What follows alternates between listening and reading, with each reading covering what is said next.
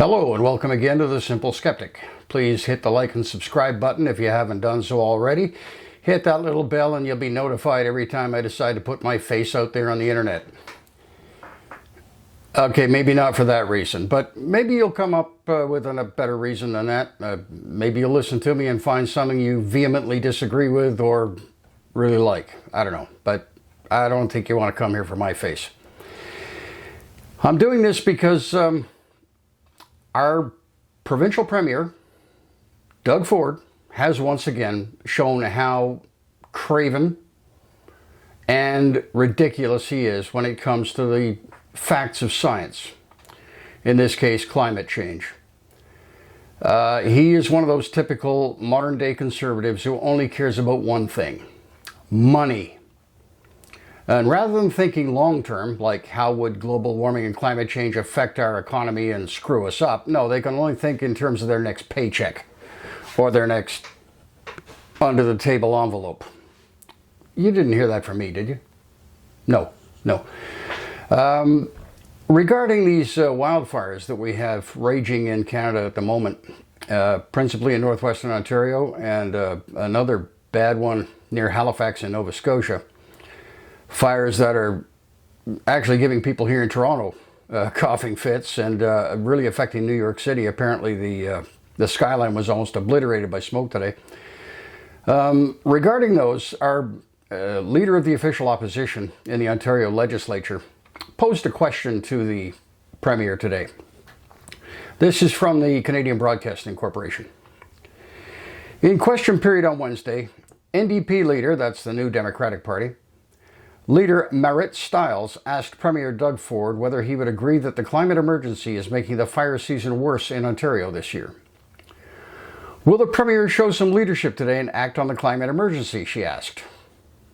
Legitimate question. Ford's reply was unbelievable. Ford replied, "I'm actually in shock that the leader of the opposition is politicizing wildfires. It's staggering, really. But nothing surprises me with the opposition. Listen, you dingbat, it's always been a political issue since day one. Because it's politicians like you who have the power to do something about it. You can either mitigate the effects of global warming, or you can maybe stop it.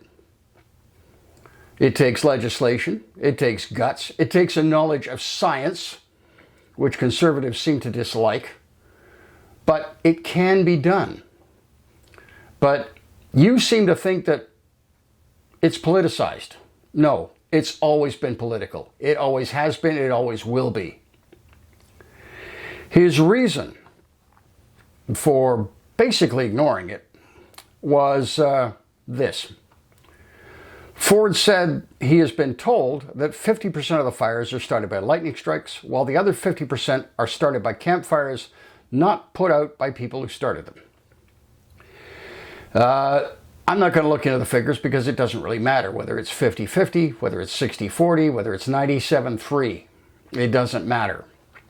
The fact is that with global warming and the climate change it brings, we will have more intense storms.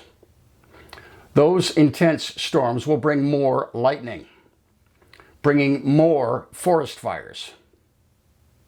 This is simple arithmetic. The global warming will also cause vegetation to dry out quicker. That means that fires will start more readily. It means that fires will burn faster. They will be harder to put out.